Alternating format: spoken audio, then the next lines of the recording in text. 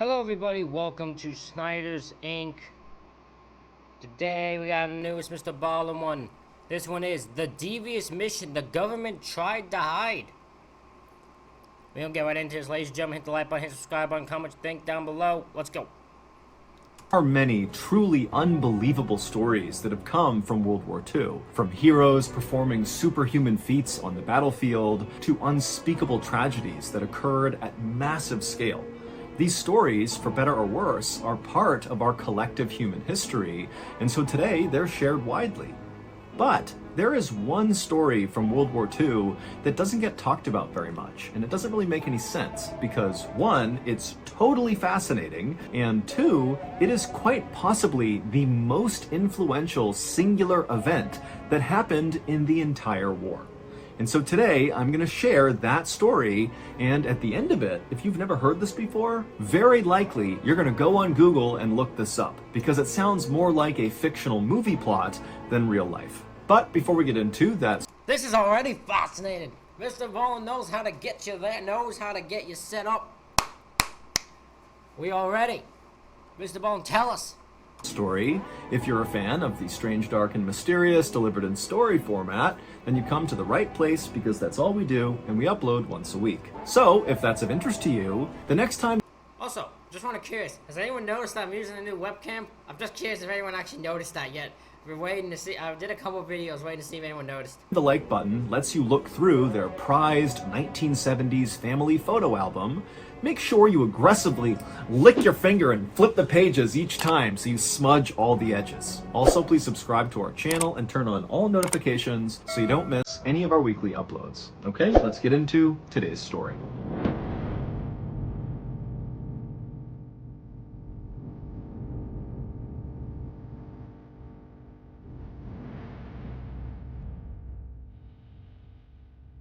On the morning of April 30th, 1943, a fisherman named Jose Antonio Rey Maria rowed his little boat out into the rough waters of the Atlantic Ocean just off the coast of Spain. Jose was a sardine spotter, which meant his job was to go out into the ocean and look down and try to find schools of sardines swimming about 20 feet below the surface, and then he would flag the other fishermen over who would scoop the fish up with their nets. And Jose was very good at his job.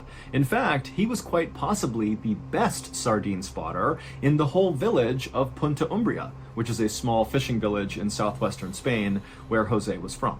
But on this particular day, the weather wasn't quite great, the water was kind of murky and choppy, and so Jose wasn't seeing any sardines. But as Jose was starting to feel frustrated, he looked out, and on the surface of the water, pretty far away from him, he saw this strange object floating on the surface. And at first, he assumed it had to be maybe some dead sea animal that had floated to the surface. But as he stared at it from his boat that was rocking in the water, he saw between waves there was a yellow color on this lump that just looked kind of unnatural. And so, feeling curious about whatever this was, Jose decided to start rowing over in that direction and get a better look. And as he got closer and closer, he realized that yellow color was unnatural. The yellow was part of a life jacket, which meant this was a person floating in the ocean. And so Jose, with his heart Oh god, that would cause panic. That would cause a whole lot of panic. Right there.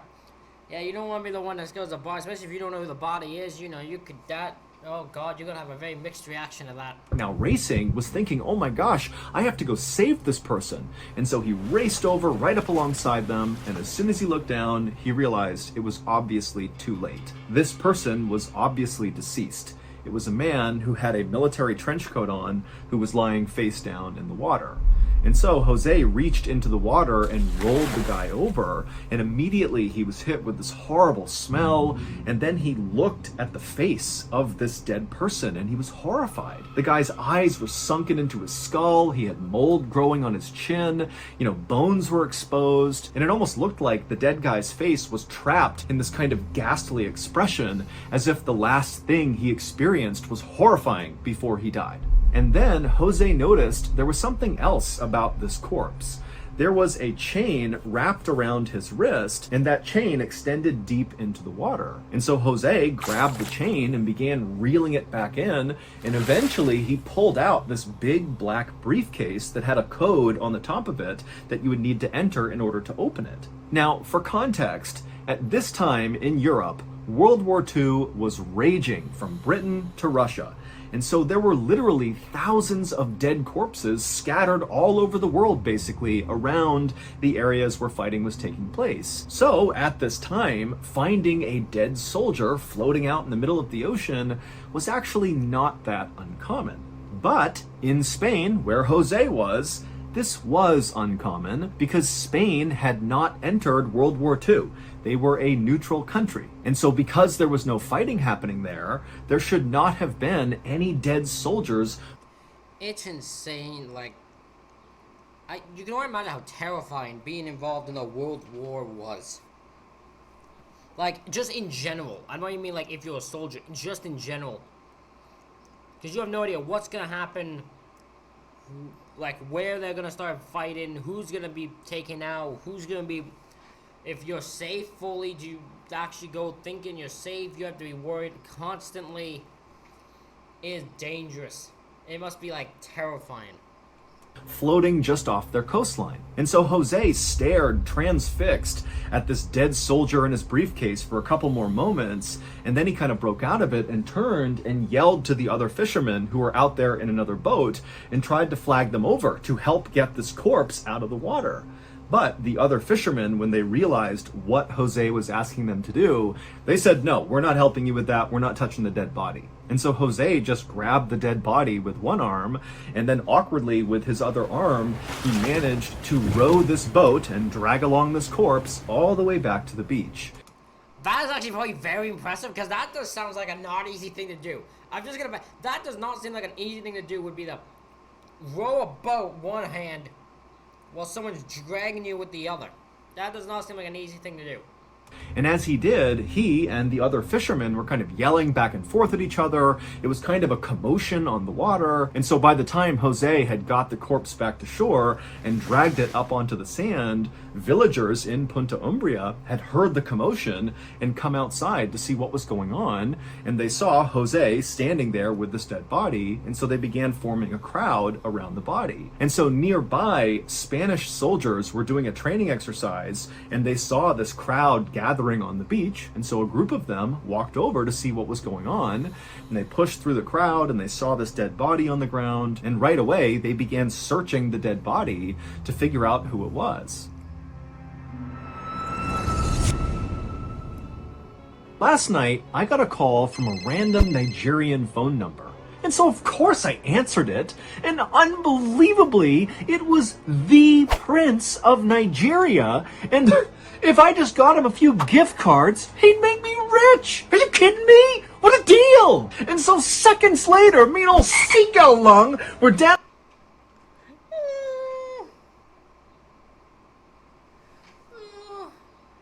Just someone actually trying that. I mean, there's some people that... my friend's mom got, messed with because of the gift card thing. It's just, I don't know how people fall for that. I don't even know, like, as the elders are the only targets I can see. Like, anyone else, I don't understand how you do it.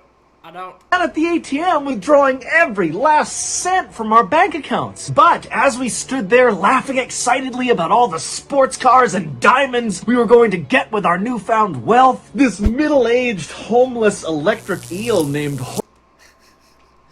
Middle-aged homeless electric eel. Where does he come up with this shit? This is amazing.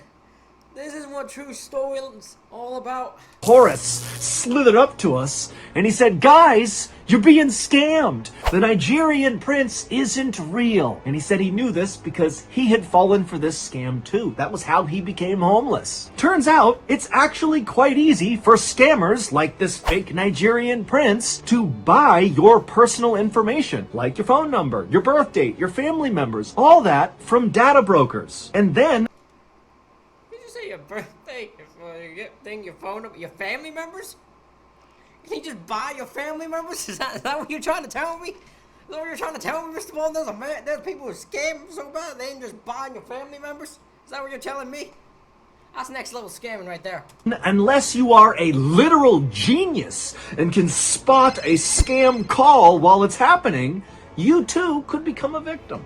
Or you could just sign up for Aura and not have to worry about any of this. Or I have so many scam type calls that try to call me, but I don't answer any phone number if I don't recognize it. That's why also there's a lot of people who just end up leaving voicemails on my phone that I have to call back. Aura is a service that identifies which data brokers are selling your personal information to these scammers, and they will reach out on your behalf and have that information removed. Boom, done. Aura also protects against online threats with parental That just sounds sketchy. I'm just gonna be honest with you here, that just somewhat sounds sketchy. controls, antivirus, VPN, password management, identity theft insurance, and more. So you can either let people continue to exploit and profit off of your private information, or you can go to aura.com/MrBallen to start your 2-week free trial now. Okay, back to the story.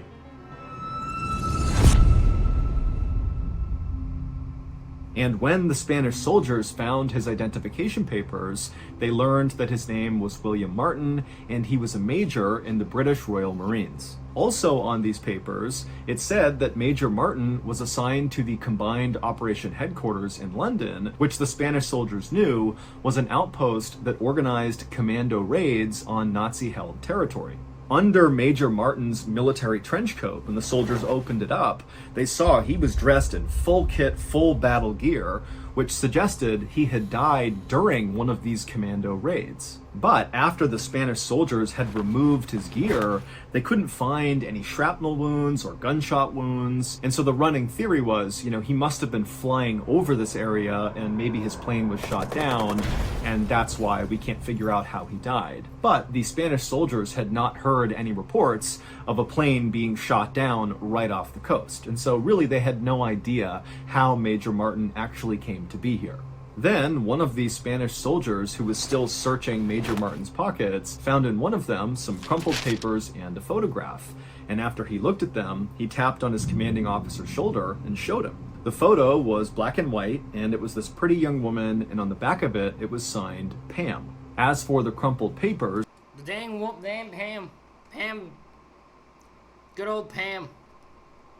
that had been near this photo, they were bills. One was from a London nightclub from 3 nights earlier, and the other was a receipt for a diamond engagement ring. Now, these Spanish soldiers were not overly emotional, but they couldn't help but think how kind of sad it was that, Major Martin obviously was in love with this woman Pam, and they must have just gotten engaged, and now he's dead. It's like a tragic love story. And so the soldier who had found these bills and this photo folded them back up and tucked them back inside of Major Martin's pockets, and then the soldiers talked about what they should do next. Now, technically, because Spain was a neutral country, what they were supposed to do was turn this body back over to the British, because he was a British soldier. But the Spanish government was run by a fascist dictator, Francisco Franco, who was not really neutral at all. He was actually secretly aligned with the Nazis. In fact, the Nazis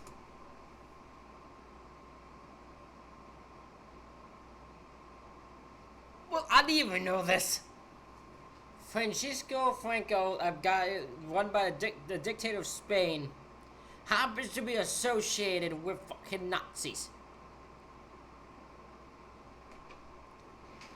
Actually, I'm curious how they haven't gotten involved now.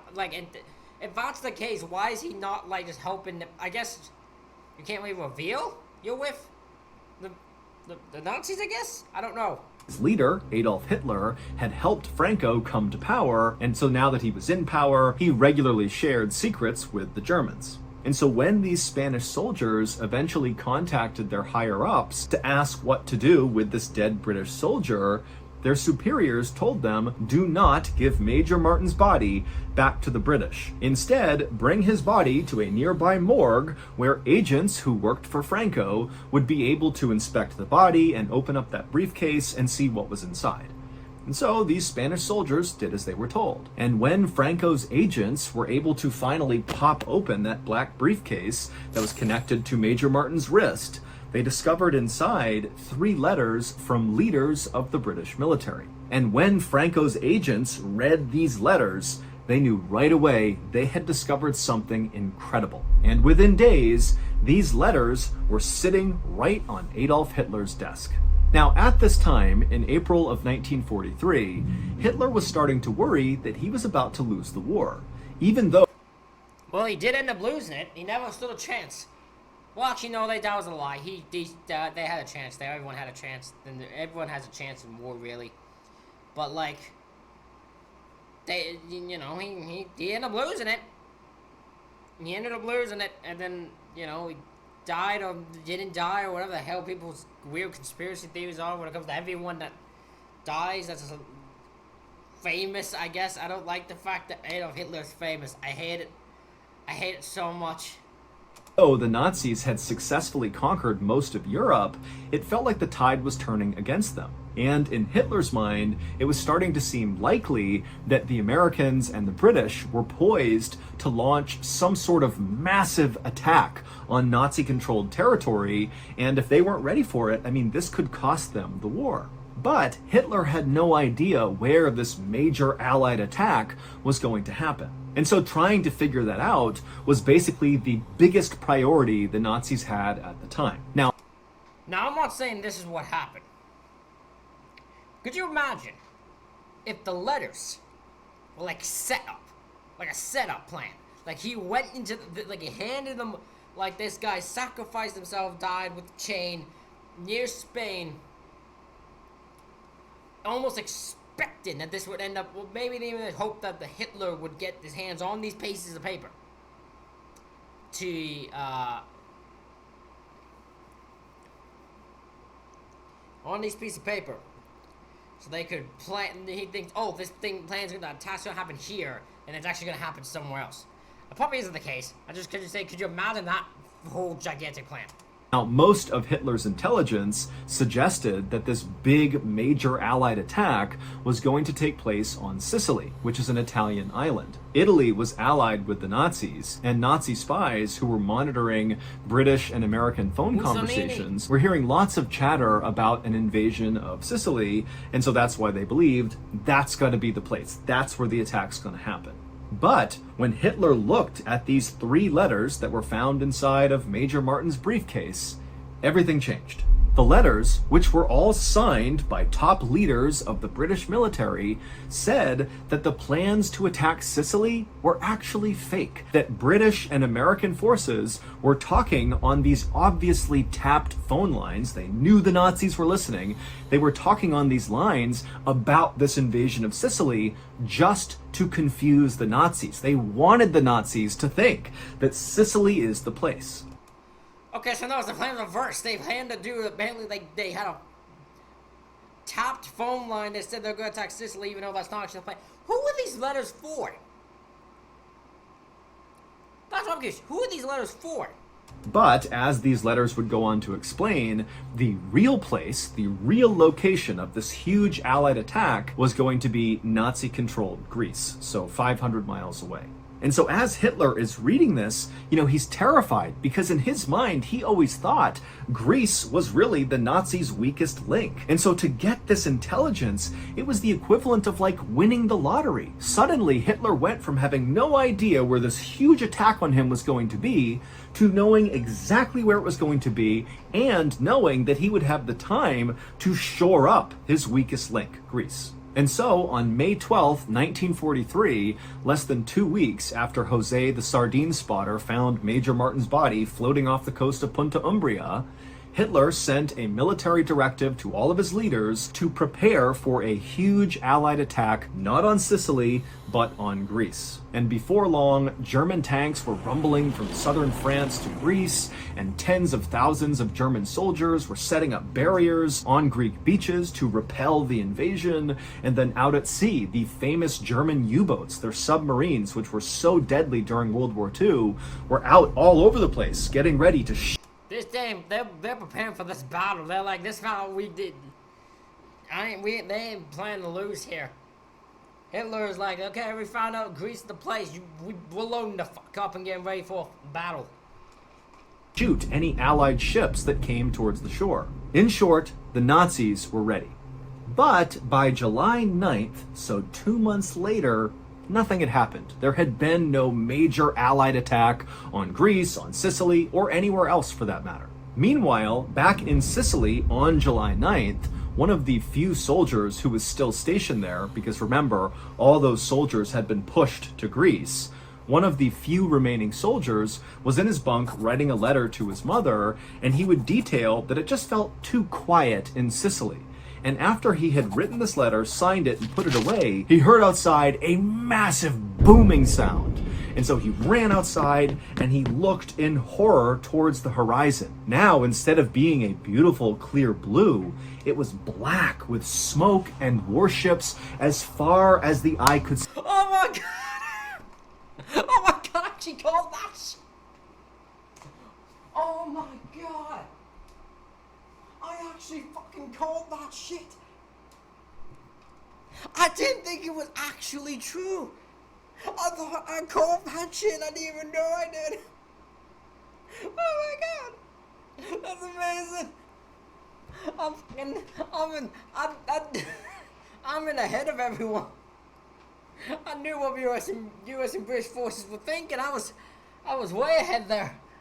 I said I was like in some papers probably to convince Hitler they planned to do attack one way and it actually was going the other. I fucking called that shit originally. Hell yeah. See, he couldn't even count the number of warships on the horizon, and they were all coming right towards Sicily, firing their cannons and guns. This was the big Allied attack. It was on Sicily. The few soldiers in Sicily who came out of their bunkers and looked out and saw this knew right away that they were so ridiculously outnumbered that there was absolutely no hope. And so the soldier who had just written to his mother about how calm it seemed here, along with several others who was standing near him, they immediately just took off their uniforms and ran. And soon the other soldiers on the island began coming out of their cover and seeing they were under attack, and most of them did the same thing. Everybody basically ran away. And so the British and the Americans that were coming on warships barely had to fight. They took over Sicily incredibly easily, and within a few weeks, the Allies had complete control over the island, and the Italian government had been overthrown. Hitler had thought this secret intelligence he had found inside of Major Martin's briefcase would help him win the war. But in reality, those letters actually proved to be the beginning of the end for the Nazis. It would turn out Major William Martin, the dead British soldier that Jose the sardine spotter found off the coast of Punta Umbria, Spain, was not really who he appeared to be. In reality, Major William Martin didn't exist. The body definitely existed. That was a real dead body, but the identification of the body was fake. It had been fabricated by two very smart British intelligence officers named Ewan Munn. This is next level thinking. This is next level thinking process, and I love it. These two are way ahead. They were so above anyone else. They knew exactly how to fuck with Hitler. They screwed Hitler right, and like Hitler didn't even know it. Montague and Charles Chumley as part of their very famous operation called Operation Mincemeat. And this operation was truly one of a kind. It was designed entirely to trick Hitler. The Allies knew if they dropped a dead British soldier off the coast of Spain, a neutral country, that they would turn it over to the Germans. And that's exactly what happened. And so everything that was on the fake major's body, from the trench coat to the kit he was wearing to the identification papers, the receipts, the photos, all of it was placed very intentionally. This is insanity. This is actually insane. I love this. I love this so damn much. To convince the Germans that Major Martin was real. Major Martin was given a high enough military rank that it kind of made sense that he might be carrying this really special briefcase with highly classified military secrets, but his rank was not high enough that he would be known in military circles, because that would make it too easy for the Germans to identify that this was fake. And for the same reason, Montague and Chumley gave their fake major a...